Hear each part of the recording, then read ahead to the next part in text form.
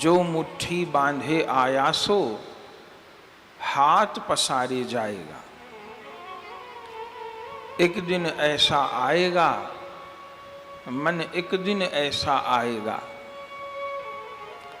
माया जोड़ी लाख करोड़ी अंत संग नहीं पाएगा।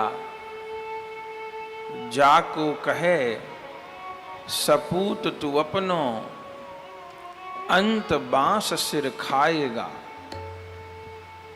एक दिन ऐसा आएगा, मन एक दिन ऐसा आएगा। बाजी हर प्राणी ही लगाता है, लेकिन संसार में आज तक जिसने बाजी लगाई वो जीत के तो नहीं गया, हार के ही गए आज तक। लाखों करोड़ों अरबों लोग अभी तक जन्म ले चुके, उसकी संख्या ही नहीं हो सकती।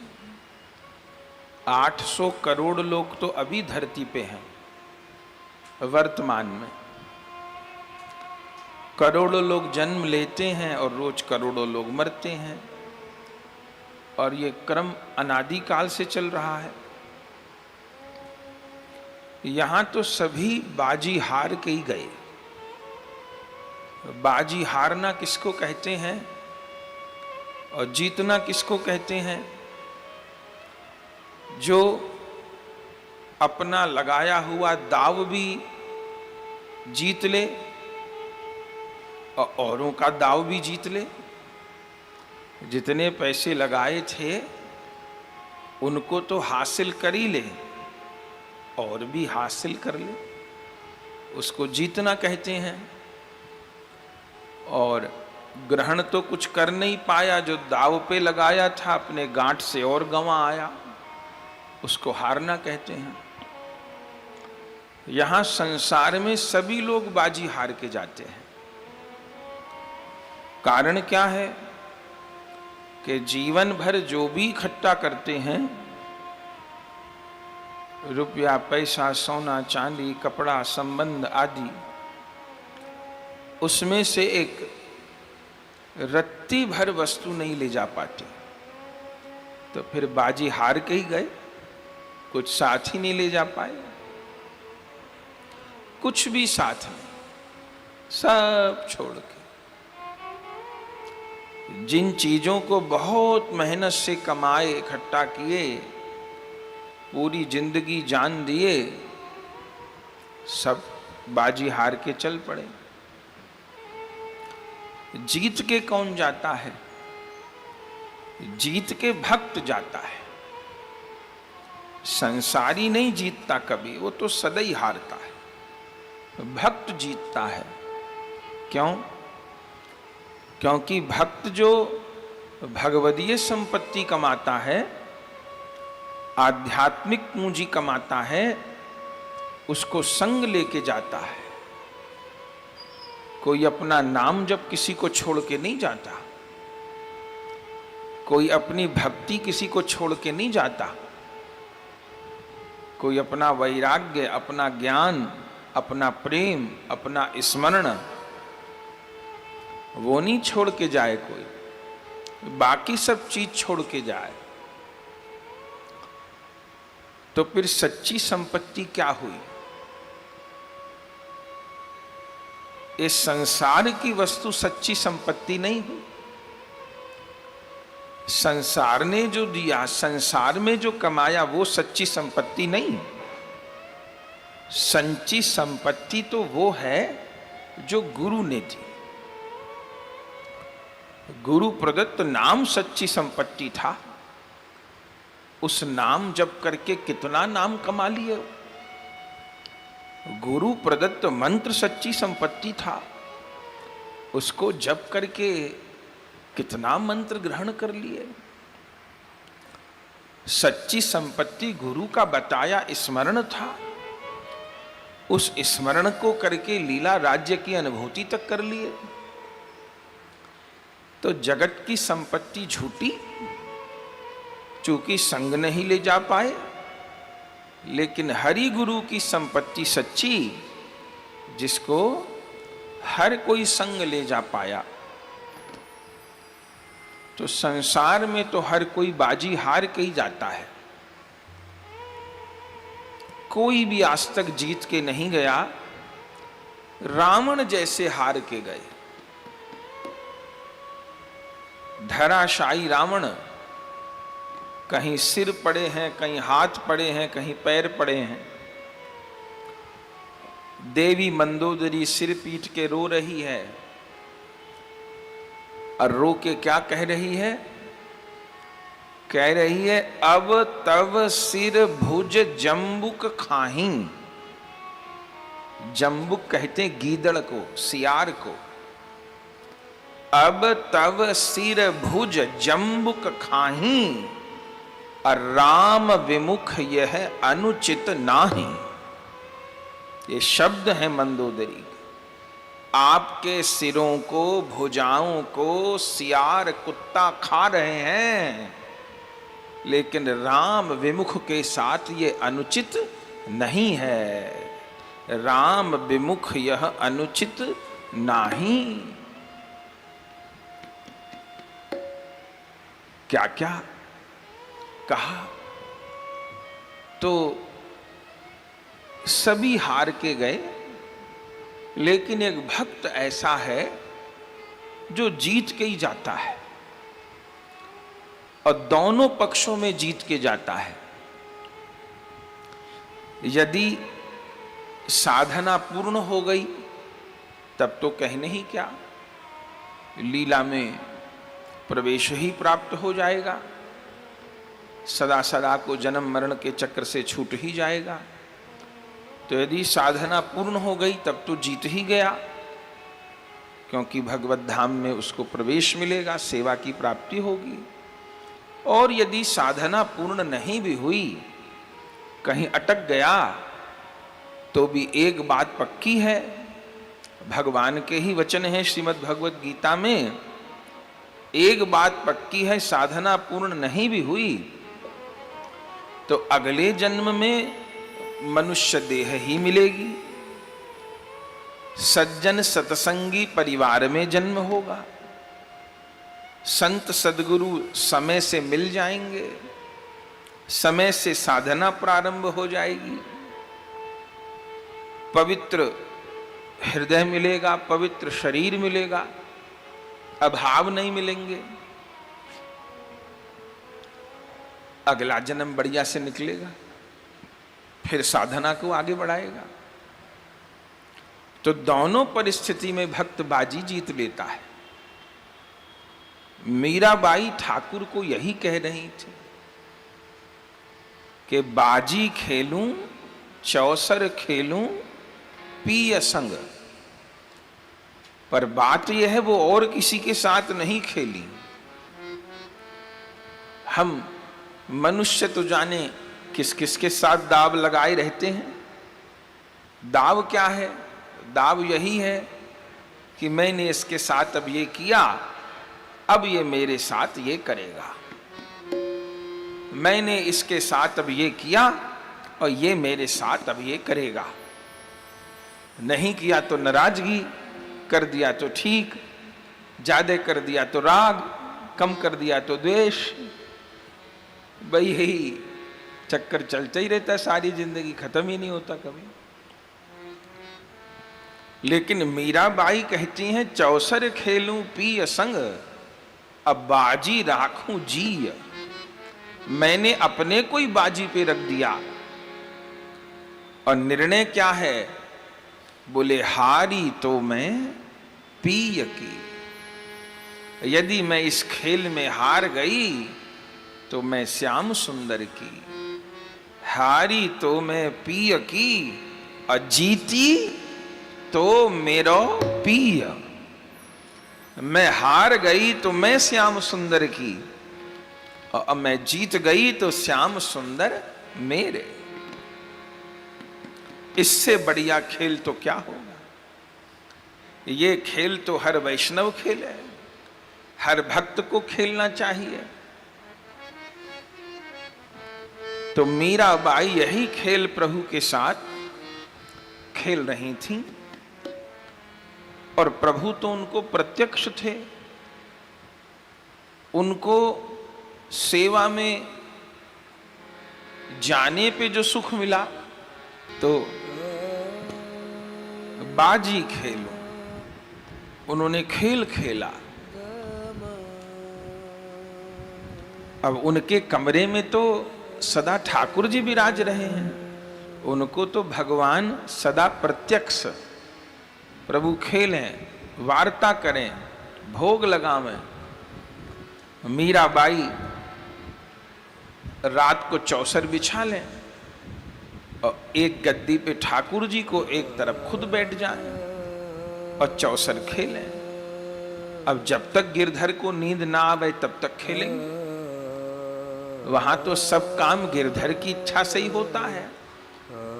वो सोएंगे तो 8 ही बजे सो जाएं और न सोएं तो रात को 2 बजे तक न सोएं। वो उठें तो सवेरे 4 ही बजे उठ के बैठ जाएं, ना उठें तो 9 बजे ना उठें। इसलिए मीराबाई का कुछ निश्चय ही नहीं कि वो कब सोएंगी, कब उठेंगी, कब बैठेंगी। ऐसे ऐसे चरित्र की कहे न जा सके। कहां एकदम भोर में उठने वाली मीरा, कभी देर हो जाती, सखिया कहती बाई सा देर हो गई, मीरा कहे अभी थोड़ी देर और रुको, थोड़ी देर और रुको। सखियों को लगे कि आंख खुली है, उठती क्यों नहीं? उठती इसलिए नहीं कि उठे सैया से तो प्रभु आंचल पकड़ के खींचे, अभी मत उठ। माई मेरे श्याम लगे हो संग डोले, वो तो प्रेम की उस स्थिति पे हैं, उनके तो भाव सिद्ध हो गए। तो वो तो प्रभु के साथ उनका तो प्रत्यक्ष व्यवहार है। लीला में पधारी तो परम सुख पाए ही अपने भाव के अनुसार, लेकिन धरा पे भी विराजी तो उन्होंने पूर्ण भजन सुख का अनुभव किया। ऐसा थोड़ी कि वंचित हो गई, उन्होंने देह में रहते भी पूर्ण भजन सुख का अनुभव किया और लीला में प्रवेश पाया तो सेवा सुख का अनुभव किया। कोई कोई साधक ऐसा पूछा करते हैं, किसी किसी को भ्रम हो जाता है कि मीराबाई जी का तो श्याम सुंदर के प्रति पति भाव है और द्वारिकाधीश को उन्होंने पति बनाया, तो जो वृंदावन के उपासक हैं मीरा चरित्र कहे से सुने से उनको क्या लाभ होगा? क्योंकि मीराबाई जी का तो पति भाव है, मंजरी भाव की उपासना में पति भाव तो नहीं है। राधा श्याम सुंदर स्वामी है, श्याम सुंदर पति तो राधा रानी के हैं, उनके प्राण वल्लभ हैं। मुझे तो जुगल की सेवा करनी है, तो मीराबाई जी का चरित्र गाए से सुने से किस अंश में भक्ति पुष्ट होगी? तो इसका उत्तर यह है कि मीराबाई प्रभु को भजना सिखाती हैं। भजना तो सभी को ही है। मीराबाई प्रभु को प्रेम करना सिखाती हैं। मीराबाई प्रभु का विरह कैसा हो यह सिखाती हैं। प्रभु का मिलन सुख कैसा हो वो सिखाती हैं। लीला में तन्मयता कैसी हो ये सिखाती हैं। जगत से वैराग्य कैसा हो ये सिखाती हैं। तो श्री मीराबाई चौसर खेल रही हैं और ठाकुर जी विराज रहे। अब कभी कभी हंसने की आवाज आती। अब होता क्या था कि मानो मीराबाई ने अपने गले में जो हार पहना है वो दाव पे लगाया, वो हार गई। तो फिर प्रभु हंसते थे। फिर प्रभु अपना कड़ूला दाव पे लगाए, प्रभु हार गए तो मीरा हंसती थी। अब वो तो भक्त भगवान जाने कौन भाव में डूबे। भाई यही हंसने बोलने की आवाज बाहर जो दासियां नियुक्त कर रखी थी राणा विक्रम ने, उनको सुनाई दे गई और उन्होंने जाकर के खबर कर दी राणा विक्रम को, और वो पांव पटकता आधी रात को तलवार लेके, आज इसको रंगे हाथ पकड़ूंगा, आज इसको रंगे हाथ पकड़ूंगा। मुझे पहले से पता था ये कुलटा है, ये कुलक्षणी है, इसके पर पुरुषों से संबंध है। ऐसा बोलते हुए दरवाजे पे आ खड़ा हुआ। आधी रात का समय, सब सो रहे थे, पर मीरा जाग रही थी। भक्त तो कभी सोते ही नहीं। कबीर दास जी कहते हैं, सुखिया सब संसार है, खावे अरु सोवे, और दुखिया दास कबीर है, जागे अरु रोवे। सुखिया सब संसार है, खावे अरु सोवे। ओ दरवाजे पर पहुंच गया राणा विक्रम और खोल खोल खोल। मीराबाई तो अंदर मगन थी, उन तक आवाज ही नहीं पहुंची। बार बार दरवाजा पीटने लगा, इस डर से कि कहीं उसको भगा ना दे, उस पर पुरुष को। मीरा खोल नहीं पाई। ये जोर लात का प्रहार दरवाजे पर किया और एक ही बार में चर्र मर्र करके महल का द्वार ही टूट गया। और फिर आपे से बाहर भीतर,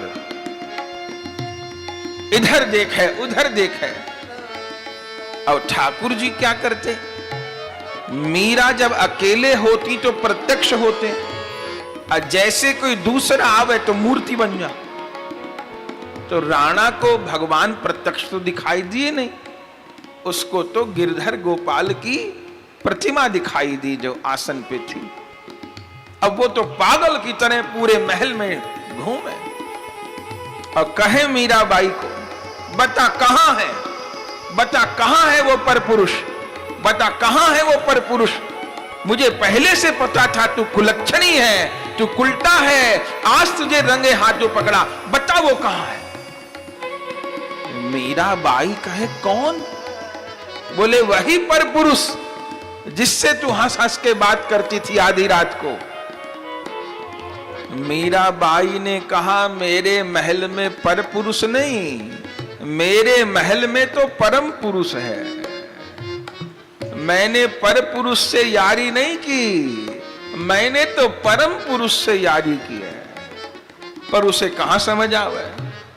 वो तो इधर देख उधर देख, पर्दा फाड़ दिए, यहां तो नहीं छिपा रखा, वहां तो नहीं छिपा। फर्श में पैर मार मार के देखे, कहीं कोई नीचे तहखाना तो नहीं बना रखा जहां उसको छिपाया हो। ठाकुर जी के सेवा के बर्तन पलट दिए, श्रृंगार के सामान पलट दिए, सब इधर से उधर कर दिया। बार बार पूछे, बता कहां है, बता कहां। मीराबाई क्या बताएं? जब मीराबाई नहीं बोली, आखिर में तो मीराबाई के केश पकड़ लिए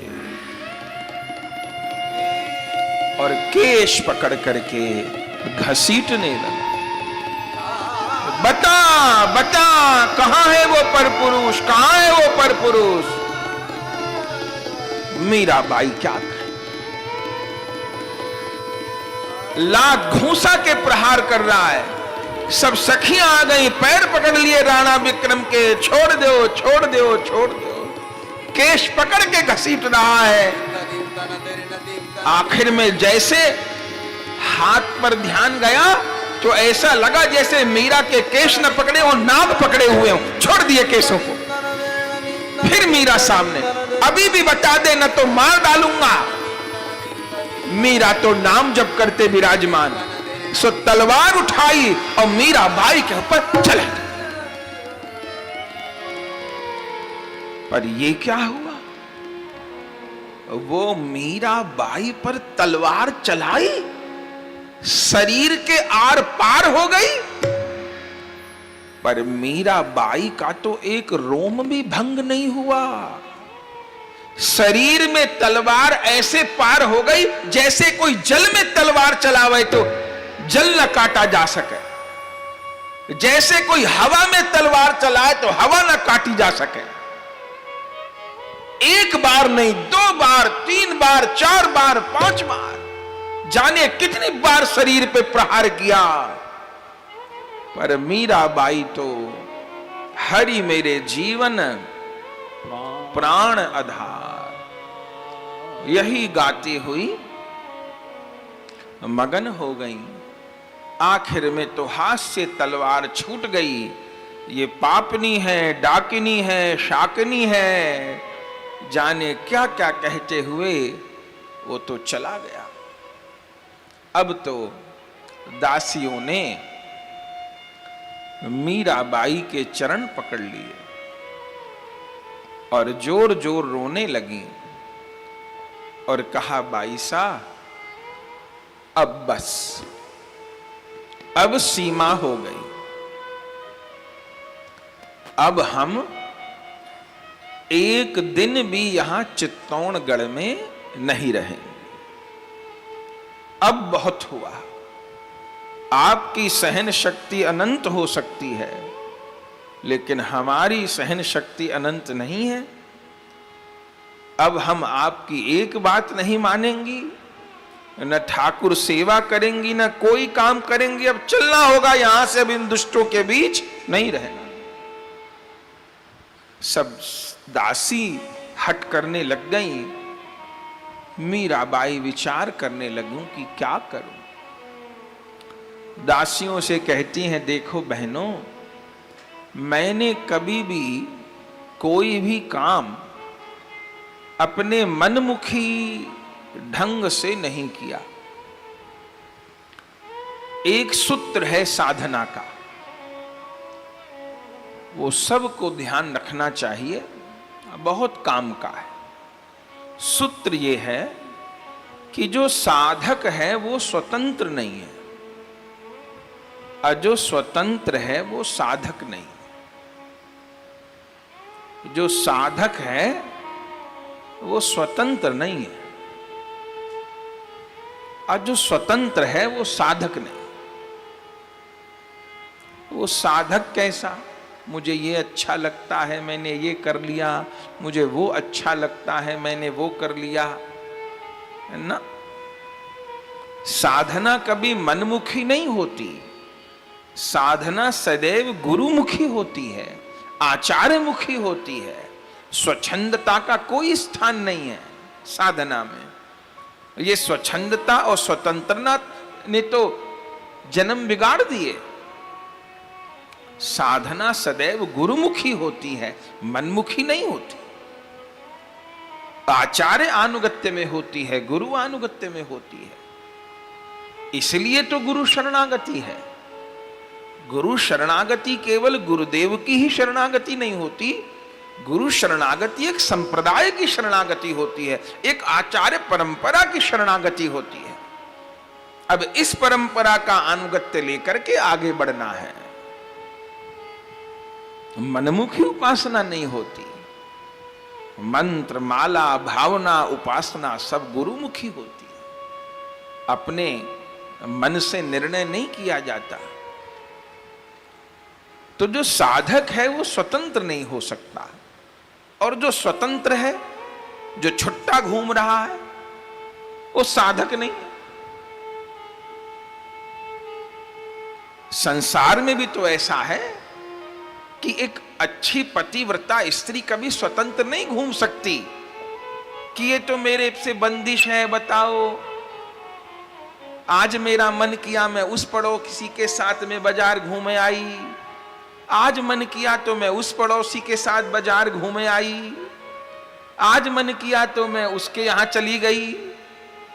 भले उसके मन में पाप का विचार ना हो, यह भी मान लिया, लेकिन नहीं कोई ईमानदार पति इसको मानेगा।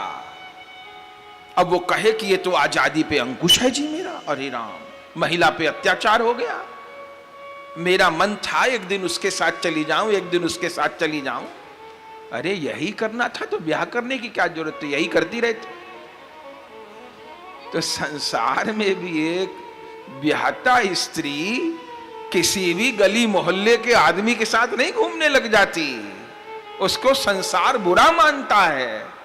एक की हो गई, अब उसी की होके रहे। जहां जाना है आना है उसी के साथ या उसकी आज्ञा से जिसके साथ। तो संसार में स्वच्छंद आचरण नहीं चलते, भक्ति मार्ग में कैसे चलेंगे? तो जो स्वतंत्र है वो साधक नहीं, जो साधक है वो स्वतंत्र नहीं। तो मीराबाई ने दासियों से क्या कहा कि मैंने जीवन में कभी भी मनमुखी कोई आचरण नहीं किया। आज तक जो भी मैंने निर्णय लिए वो हरि गुरु की आज्ञा से ही किए। तो अब इतना बड़ा निर्णय, चूंकि शास्त्र तो यही कहते हैं कि एक स्त्री का जहां ब्याह होता है, जहां वो डोली में बैठ के जाती है, वहां से उसकी अर्थी ही निकलती है। तो मैं तो यहीं डोली में बैठ के आई हूं और अभी शरीर तो पूरा हुआ नहीं। सोचा तो यही था कि यहीं जिंदगी निकलेगी, लेकिन अब ऐसी परिस्थिति हो गई कि रहा भी नहीं जा सकता। तो अब मैं क्या करूं? तब मीराबाई ने निश्चय किया कि मैं किसी संत से पूछूंगी। जीवन में जब भी मार्गदर्शन ले किसी संत से। श्री राम कथा में भी हम इस बात को देखते हैं कि श्री राम 14 बरस की वन यात्रा किए, जब भी रास्ता पूछे किसी महात्मा से।